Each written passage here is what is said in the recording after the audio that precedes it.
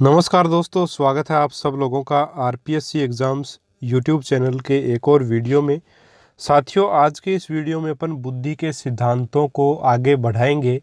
3 सिद्धांत अभी तक मैं आपको पढ़ा चुका हूं। एक तत्व सिद्धांत, द्वितत्व सिद्धांत और आपका त्रितत्व सिद्धांत। ये तीनों सिद्धांत करवाए जा चुके हैं और उसका जो वीडियो है और भी जो हमारे साइकोलॉजी के वीडियो हैं वो रीट साइकोलॉजी नाम से एक प्लेलिस्ट बना रखी है। उस प्लेलिस्ट में आपको मिल जाएंगे और प्लेलिस्ट का लिंक आपको डिस्क्रिप्शन बॉक्स में मिल जाएगा। तो बुद्धि के सिद्धांतों में चौथा सिद्धांत अपन आज पढ़ेंगे और आज भी 3 सिद्धांत अपन लेंगे। बहुत ही ज़्यादा इम्पोर्टेंट हैं, आपको इनमें से प्रश्न देखने को मिल सकता है एग्जाम में। तो ज़रूर पूरा वीडियो देखें और वीडियो के लास्ट में 5 महत्वपूर्ण प्रश्न हैं वो भी ज़रूर करें। तो बहुकारक जो सिद्धांत है वो अपना चौथा सिद्धांत है बुद्धि के सिद्धांतों में। और साथियों, इन सिद्धांतों को याद रखने की ट्रिक भी मैं आपको थोड़े बताऊंगा साथ साथ। तो बहुकारक जो सिद्धांत है उसके प्रतिपादक कौन है? थार्नडाइक है। अब दोस्तों, इसको याद कैसे रखेंगे अपन कि बहुकारक सिद्धांत जो है वो थार्नडाइक के द्वारा दिया गया है। तो प्यारे साथियों, थार्नडाइक, डाइक में क्या है? डाई है। क्या है? डाई। और डाई अपन जानते हैं राजस्थान में क्या होता है कि जब एक लड़के की उम्र शादी की होती है, शादी की जब उम्र होती है तो उसके बाल क्या हो जाते हैं? सफ़ेद हो जाते हैं, जल्दी सफ़ेद होते हैं हमारे यहाँ बाल।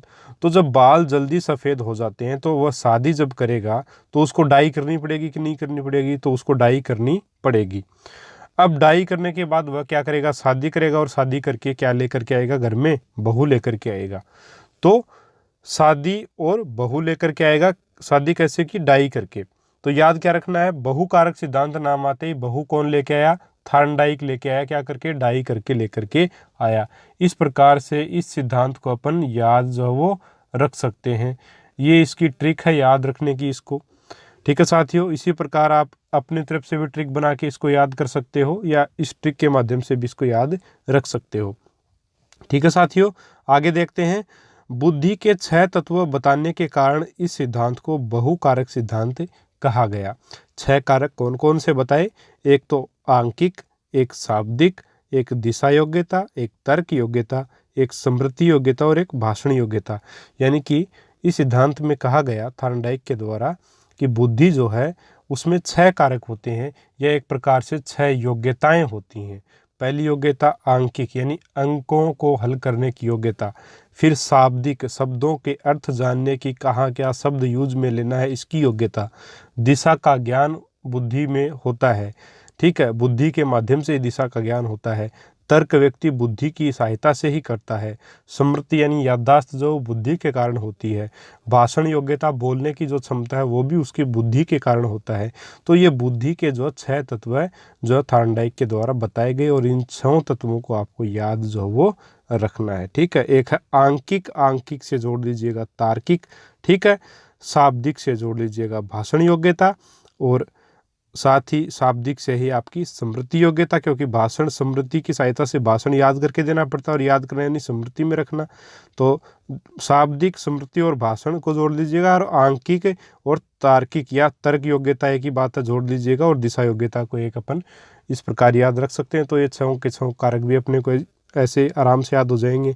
इसके अलावा इस सिद्धांत को बालू के टीले का सिद्धांत या परमाणुवादी सिद्धांत के नाम से भी जाना जाता है। तो ये थोड़ा सा ध्यान में रखना आपको कि बहुकारक सिद्धांत को अपन बालू के टीले का सिद्धांत और परमाणुवादी सिद्धांत भी कहते हैं। ठीक है, फिर एक नोट जो है ये जरूर लिखना आप साथ साथ नोट्स बना रहे हो तो, कि थार्नडाइक ने जी कारक की क्या की? आलोचना की, यानी जनरल फैक्टर की आलोचना की। और जनरल फैक्टर क्या होता है साथियों? आपको पता ही होता है जन्मजात। ये क्या होता है? जनरल फैक्टर जो वो जन्मजात होता है, यानी जन्म से अपने आप बच्चे में, प्रत्येक बच्चे में पाया जाता है। जी कारक की तो क्या की? आलोचना। और एस कारक का क्या किया? समर्थन, यानी स्पेसिफिक फैक्टर, विशिष्ट कारक का समर्थन किया। ठीक है, तो ये भी थोड़ा आपको ध्यान में रखना। और जी कारक और एस कारक क्या है बहुत ज़्यादा डिटेल में बता चुका हूँ। जी कारक होता है वो जन्मजात होता है और एस कारक जो स्पेसिफिक फैक्टर है वो विशिष्ट जो कारक है वो अपने को अर्जित करना पड़ता है अपनी योग्यताओं से। ठीक है, तो जो अपन अर्जित जो कारक है उसका समर्थन किया आपके थॉर्नडाइक ने। ठीक है साथियों, तो जी कारक और एस कारक क्या है ये आप हमारे जो पिछला वीडियो जो है बुद्धि के सिद्धांतों का वो देखोगे तो आसानी से समझ जाओगे। बहुत अच्छी प्रकार से समझाया है, वो ज़रूर देखें। चलिए अब आगे बढ़ते हैं। आगे जो है थार्नडाइक के अनुसार बुद्धि के गुण जो है वो अपन देख लेते हैं। थार्नडाइक ने बुद्धि के 4 गुण बताए साथियों, ध्यान में रखिएगा। 4 गुण कौन से बताएं? एक तो स्तर, एक विस्तार, एक क्षेत्र और एक गति। बुद्धि के गुण हैं। एक तो स्तर है। स्तर क्या है? किसी कार्य को करने में कठिनाई की सीमा को व्यक्त करता है स्तर, यानी कि कोई कार्य अपन कर रहे हैं उसमें कठिनाई जो है वो अधिकतम कठिनाई, कितनी कठिन कठिनाई जो वो उसमें आ सकती है उसकी सीमा को व्यक्त करता है स्तर। ठीक है। दूसरा विस्तार, कठिनाई के निश्चित स्तर पर अनेक कार्य जिन्हें हम कर सकते हैं। मान लीजिए अपन कोई कार्य कर रहे हैं, ठीक है, उसमें कोई अपने को बहुत खतरनाक कठिनाई जो वो आ गई, फिर भी जो है वहाँ पे उस कठिनाई में भी अनेक रास्ते, अनेक कार्य ऐसे होते हैं जिन्हें हम कर सकते हैं, वो होता है विस्तार। और क्षेत्र क्या होता है? विस्तार का कुल योग ही क्षेत्र है। मतलब कहने का क्या है कि कठिनाई का निश्चित स्तर जहाँ पे अनेक कार्य हम कर सकते हैं और इन अनेक कार्यों को एक प्रकार से विस्तार कहते हैं, और इन अनेक कार्यों के योग को ही क्या कहते हैं? क्षेत्र कहते हैं। ठीक है, उम्मीद करता हूँ समझ गए होंगे आप। फिर है गति। ये क्या है? जिससे हम परीक्षण के विभिन्न पदों के प्रति अनुक्रिया कर सकते हैं, वो होगी गति। ठीक है, यानी कि कोई परीक्षण जो चल रहा है उसके विभिन्न जो पद हैं, स्तर है, विस्तार, क्षेत्र आदि के प्रति अपनी अनुक्रिया क्या है, वो सारे गति के अंतर्गत आते हैं। ठीक है साथियों, तो ये बुद्धि के गुण हैं, स्तर, विस्तार, क्षेत्र और गति। किसके अनुसार? थार्नडाइक के अनुसार। वैसे इनको इतना डिटेल में पढ़ने की आवश्यकता नहीं है, बस ध्यान में ये रखना अपने को कि स्तर, विस्तार, क्षेत्र और गति ये क्या है? ये थार्नडाइक के अनुसार बुद्धि के 4 गुण हैं। ठीक है साथियों, आगे बढ़ते हैं। अब 5वां जो अपना सिद्धांत बुद्धि का वो है समूह तत्व या समूह कारक सिद्धांत। बहुत ही बढ़िया सिद्धांत, आसानी से याद होने वाला, यही कि यही मैं आपको याद करवाने वाला हूँ इसको। इसके प्रतिपादक हैं साथियों थर्स्टन, और थर्स्टन से याद कैसे रखेंगे? थर्स्टन में लास्ट में क्या है? टन। और टन क्या होता है साथियों? टन जो है वो अनेक, यानी कि एक प्रकार से बहुत सारा वजन होता है टनों में, उसी को मापते हैं। ठीक है, और जैसे एक बोरी में आपका 100 किलो यानी 1 क्विंटल होता है, उसी प्रकार अगर 10 क्विंटल मिला दिया जाए तो क्या बनता है? 1 टन बनता है। अब 10 बोरियों का समूह या 10 क्विंटल का समूह जो है वही क्या कहलाएगा? 1 टन। तो 10 क्विंटल का समूह है, तो समूह से समूह तत्व सिद्धांत और टन से थर्स्टन। तो इस प्रकार से आप याद रख सकते हैं। और समूह का वजन वैसे भी किस में मापा जाता है? टन में ही मापा जाता है। समूह का वजन किस में मापते हैं? टन में मापते हैं। तो समूह तत्व सिद्धांत या समूह कारक सिद्धांत आपका दिया है थर्स्टन ने 1938 में। इनकी पुस्तक का नाम था प्राथमिक मानसिक योग्यताएं, जिसमें इन्होंने बुद्धि के 13 समूह जो वो बताए हैं। लेकिन इन्होंने मुख्यतः जो है वो 7 ही समूह बताए हैं।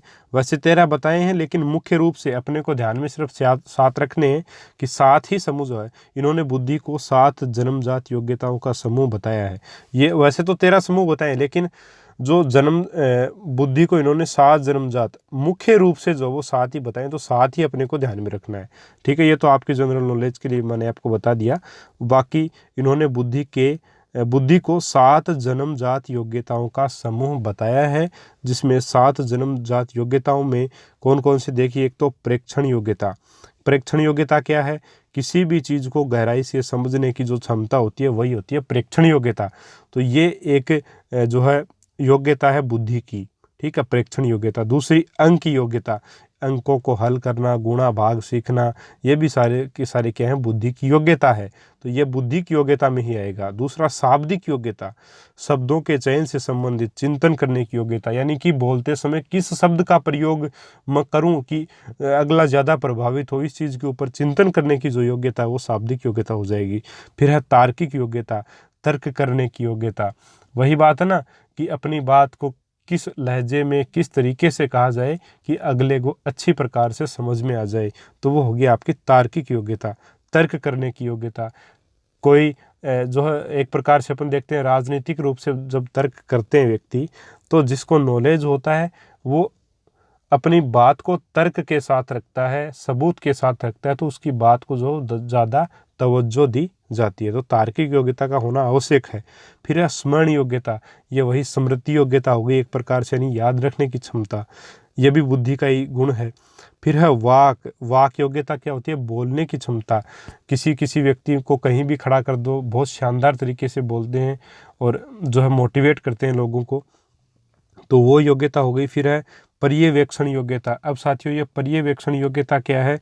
पर्यवेक्षण योग्यता जो उसमें इसका मतलब है कि शीघ्र पहचान कर सही गलत का निर्णय करने की जो क्षमता है उसको पर्यवेक्षण योग्यता कहा जाता है। ठीक है, और ये 7 योग्यताएं अपन याद कैसे रखेंगे? तो वही देखिए, अंक योग्यता और तार्किक योग्यता को याद रख सकते हैं अपन एक साथ जोड़ करके। वही शाब्दिक योग्यता, समण योग्यता और वाक योग्यता, ठीक है, इनको एक साथ जोड़ करके याद रखें। प्रेक्षण और पर्यवेक्षण योग्यता को एक साथ जोड़ करके याद रखें। इस प्रकार से सातों की सात योग्यताएं आसानी से याद हो सकती हैं, कोई दिक्कत इसमें नहीं आएगी। ठीक है साथियों, उम्मीद करता हूँ समूह तत्व सिद्धांत, समूह कारक सिद्धांत आपका बिल्कुल क्लियर हो गया होगा।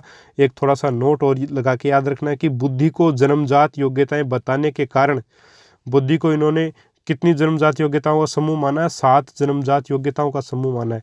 और साथियों जन्मजात योग्यताएं जो वो किस कारक में मानी जाएंगी? एस कारक में मानी जाएंगी या जी कारक में? तो आप सब लोग बता सकते हो कि जी कारक में मानी जाएंगी, क्योंकि जी कारक जन्मजात होता है। और इन्होंने भी बुद्धि को 7 जन्मजात योग्यताओं का योग माना है या समूह माना है। तो बुद्धि को जन्मजात योग्यताएं बताने के कारण स्पीयरमैन के जी कारक के समर्थक तथा एस कारक के क्या है? ये विरोधी हैं। थॉर्नडाइक किसके हैं? एस कारक के समर्थक हैं, जबकि थ्रस्टन जो है वो आपके जी कारक के समर्थक हैं। थ्रस्टन जी कारक के समर्थक इसलिए हैं क्योंकि इन्होंने बुद्धि को 7 जन्मजात योग्यताओं का समूह बताया है। ठीक है साथियों, ये दोनों सिद्धांत क्लियर हुए आपके। अब देखते हैं छठा सिद्धांत, त्रिआयामी सिद्धांत या त्रिविमीय सिद्धांत, जिसको अपन कोप थ्योरी भी बोलते हैं। इसको अपन कोप थ्योरी के नाम से भी जानते हैं। और इस सिद्धांत के प्रतिपादक हैं गिलफोर्ड, और इन्होंने ये सिद्धांत 1967 में दिया। ये गिलफोर्ड जो थे वो सोवियत संघ के मनोवैज्ञानिक थे। ठीक है साथियों, तो ये रूस है फिलहाल, अनेक टुकड़े हो गए इसके, लेकिन रूस फिलहाल मान सकते हैं, वैसे सोवियत संघ के थे। तो इसको थोड़ा सा आपको ध्यान में रखना है। त्रिआयामी त्रिविमीय सिद्धांत या कोप थ्योरी जो वो गिलफोर्ड के द्वारा दी गई है। ठीक है साथियों, नेक्स्ट अपन देखें इसके 3 आयाम जो बताए हैं बुद्धि के, इन्होंने त्रिआयामी या त्रिविमीय सिद्धांत में बुद्धि के इन्होंने 3 आयाम या 3 विमाएं बताई हैं। अब ये 3 आयाम कौन कौन से हैं? एक तो है संक्रिया या प्रक्रिया, दूसरा है विषय वस्तु, और तीसरा है उत्पादन एवं परिणाम। वैसे तो दोस्तों ये तीनों नाम याद रखना ही काफ़ी है रीट के हिसाब से, लेकिन फिर भी अपन जो है इसको देखेंगे कि ये क्या होती हैं। संक्रिया या प्रक्रिया क्या है? संक्रिया या प्रक्रिया है समस्या समाधान के लिए व्यक्ति जिन मानसिक प्रक्रियाओं से गुजरता है, जैसे स्मृति, धारणा, स्मृति, अभिलेखन, अभिसारी चिंतन, अपसारी चिंतन, मूल्यांकन आदि। कहने का मतलब क्या? संक्रिया या प्रक्रिया क्या है कि जब व्यक्ति के सामने कोई समस्या आ जाती है, उस समस्या का समाधान करने के लिए व्यक्ति जो जो क्रियाएं करता है, जो जो काम करता है, चाहे वो अभिलेख कर रहा हो, कुछ लिख रहा हो, कुछ याद कर रहा हो, स्मृति धारणा का मतलब कुछ याद करना, चाहे वो अभिसारी चिंतन यानी खूब विस्तृत रूप में सोचना, अपसारी चिंतन वगैरह, सारे के सारे काम जो वो मतलब चिंतन कर ले, चाहे मूल्यांकन कर ले, समस्या के समाधान करने के लिए जितने भी मानसिक क्रियाएं करता है, वो सारी की सारी जो क्रियाएं हैं वो संक्रिया या प्रक्रिया के अंतर्गत आती हैं। ठीक है, तो एक आयाम तो ये हो गया, अच्छे से समझ में आ गया होगा मेरे हिसाब से। दूसरा आयाम क्या है? दूसरा आयाम है विषय वस्तु। देखिए, समस्या समाधान के लिए जिस सामग्री की आवश्यकता है वो होती है विषय वस्तु, जैसे सूचनाएं सांकेतिक, शाब्दिक, व्यवहारिक या आकारात्मक किसी भी प्रकार से हो सकती हैं। जैसे किसी, मान लीजिए समस्या समाधान के लिए व्यक्ति जो मानसिक क्रिया करता है वो तो हो गई संक्रिया। अब मानसिक क्रिया कर ली, उसके बाद मानसिक क्रिया करने के बाद उसको पता चल गया, उसको कोई सूचना मिल गई कि इस सूचना की सहायता से समस्या का समाधान हो सकता है, तो वो जो सूचना है वो क्या हो गई? विषय वस्तु उसके लिए हो गई। ठीक है साथियों, उम्मीद करता हूँ समझ गए होंगे। अब सूचना जो है वो सांकेतिक भी हो सकती है, भाषागत भी हो सकती है, आपकी व्यवहारिक भी हो सकती है, या आकारात्मक रूप से भी हो सकती है, यानी कि डिजिटल रूप में भी हो सकती है। वो सूचना किसी भी रूप में हो सकती है, जाहिर सी बात है। फिर है तीसरा आयाम उत्पाद एवं परिणाम। उत्पाद एवं परिणाम क्या है कि समस्या समाधान के लिए जिस रूप में सूचना अपने को प्राप्त हुई, जैसे इकाई, संबंध, पद्धतियाँ आदि। यानी कि सूचना समाधान के लिए जो मानसिक क्रियाएं की वो तो हो गई संक्रिया या प्रक्रिया। जो सामग्री मिली, जो सूचना मिली, उस सूचना को विषय वस्तु बोलते हैं। ठीक है। समस्या समाधान के लिए जिस रूप में सूचना प्राप्त हुई है उस रूप को बोलते हैं उत्पादन या परिणाम। जैसे सूचना जो है वो किस रूप में प्राप्त हुई है, जिस रूप में प्राप्त होती है उस रूप को क्या बोलते हैं, उत्पादन या परिणाम अपन बोलते हैं। ठीक है साथियों, तो ये है 3 आयाम आपके गिलफोर्ड के अनुसार त्रिआयामी सिद्धांत। बुद्धि के 3 आयाम इन्होंने इस प्रकार से बताए। इनको 3 विमाएं भी अपन बोल सकते हैं। 1967 में इन्होंने बुद्धि के 120 कारक बताए और यही मूल कारक हैं। तो पूछ ले कि गिलफोर्ड के अनुसार मूल कारक कितने हैं। मूल कारक पूछे तो 120 बताइएगा। 1970 में फिर इनकी संख्या बढ़कर के 150 हो गई और 1988 में 180 कारक इन्होंने बताए बुद्धि के। और इसीलिए जो 180 कारक बताए, तब इस सिद्धांत का जो त्रिआयामी सिद्धांत है इसको किस नाम से भी जाना जाता है, बुद्धि की संरचना का सिद्धांत। जो 180 कारक बताए, तब 180 कारक वाला जो ये सिद्धांत बताया इन्होंने, इसको बुद्धि की संरचना का सिद्धांत भी कहते हैं। वैसे सीधा पूछा जाएगी गिलफोर्ड के अनुसार बुद्धि के मूल कारक कितने हैं या मूल कारक कितने हैं, तो आपको 120 ही बताना है। ठीक है साथियों। और बाद में वर्तमान में कितने हैं, अगर वर्तमान की बात की जाए तो 180 बताइएगा। ठीक है। और त्रिआयामी सिद्धांत का अन्य नाम त्रिविमीय सिद्धांत या फिर बुद्धि की संरचना का सिद्धांत भी इसी को कहते हैं। ठीक है साथियों, तो ये 3 सिद्धांत आज अपन ने पढ़े। उम्मीद करता हूँ तीनों अच्छे प्रकार से समझ में आए होंगे, किसी प्रकार की इनमें समस्या नहीं होगी। फिर भी कोई दिक्कत हो तो आप कमेंट बॉक्स में कमेंट कर सकते हैं। साथ ही दोस्तों, अगर वीडियो आपको पसंद आए तो प्लीज़ चैनल को सब्सक्राइब ज़रूर करें अभी के अभी। जो लोग चैनल के ऊपर नए हैं, बेल आइकॉन को प्रेस करें और उसके बाद जो है वीडियो अगर पसंद आए तो वीडियो को लाइक भी करें। और चलिए साथियों, अब कर लेते हैं जो आज अपन ने पढ़ा उससे संबंधित महत्वपूर्ण प्रश्नों को। और जो पहला जो अपना प्रश्न है वो है, निम्न में से बालू के टीले का सिद्धांत का अन्य नाम क्या है। निम्न में से बालू के टीले का सिद्धांत का अन्य नाम क्या है, ये अपने को बताना है। पहला है समूह तत्व सिद्धांत, दूसरा है बहुकारक सिद्धांत, तीसरा है त्रिआयामी सिद्धांत और चौथा है बुद्धि की संरचना का सिद्धांत। तो साथियों, बालू के टीले का जो सिद्धांत है वो कौन सा होगा आपका बालू के टीले का सिद्धांत। ऑप्शन आपके सामने है। तो साथियों, जो बहुकारक सिद्धांत है इसको बालू के टीले का सिद्धांत भी जो है वो कहा जाता है। तो ऑप्शन नंबर 2 यहाँ पे बिल्कुल करेक्ट आंसर आपका रहेगा। ठीक है। नेक्स्ट आपका प्रश्न है, गिलफोर्ड ने मूल रूप से कितने कारक बताए हैं। तो गिलफोर्ड ने साथियों सब लोग जानते हैं कितने कारक बताए हैं, 120 कारक बताए हैं मूल रूप से। तो 120 आएगा यहाँ पे। नेक्स्ट आपका प्रश्न है, निम्न में से त्रिविमीय सिद्धांत का आयाम नहीं है, संक्रिया, विषय वस्तु, स्मृति या परिणाम। तो साथियों, संक्रिया भी है, विषय वस्तु भी है और परिणाम, ये तीनों के तीनों जो है वो त्रिआयामी सिद्धांत या त्रिविमीय सिद्धांत के आयाम हैं, लेकिन स्मृति जो है वो आयाम नहीं है। इसलिए ऑप्शन नंबर 3 यहाँ पे सही रहेगा। नेक्स्ट है, थ्रस्टन के लिए असत्य कथन छांटिए। पहला, समूह तत्व सिद्धांत का प्रतिपादन किया है। दूसरा, विशिष्ट कारक का समर्थन किया है। 3, बुद्धि के 7 प्रमुख समूह बताए हैं। और चौथा, उनकी पुस्तक का नाम प्राथमिक मानसिक योग्यताएं हैं, जिनमें उन्होंने बुद्धि के 13 समूह बताए हैं। तो साथियों, चौथा ऑप्शन भी सही है। विशिष्ट कारक का समर्थन किया, ये गलत है। तो असत्य कथन बताना था, तो ऑप्शन नंबर 2 बिल्कुल सही होगा, क्योंकि जो थ्रस्टन थे उन्होंने जी कारक का समर्थन किया। क्योंकि इन्होंने बुद्धि को 7 जन्मजात योग्यताओं का समूह बताया है और जी कारक भी जन्मजात होता है इसलिए, और एस कारक होता है वो क्या होता है, अर्जित होता है। तो एस कारक का इन्होंने विरोध किया था। तो ऑप्शन नंबर 2 यहाँ पे सही रहेगा। नेक्स्ट आपका प्रश्न है, गिलफोर्ड के अनुसार चिंतन योग्यता किस आयाम के अंतर्गत आती है, प्रक्रिया, विषय वस्तु, उत्पादन या इनमें से कोई नहीं। साथियों, जो चिंतन योग्यता है, अभी सारी चिंतन बताया मैंने, अब सारी चिंतन बताया, यानी कि समस्या समाधान करने के लिए व्यक्ति चिंतन करता है, वह किसके अंतर्गत आता है। तो साथियों, अपन सब लोग जानते हैं कि प्रक्रिया या संक्रिया इसमें इस चिंतन योग्यता को रखते हैं। तो ऑप्शन नंबर 1 यहाँ पे सही रहेगा।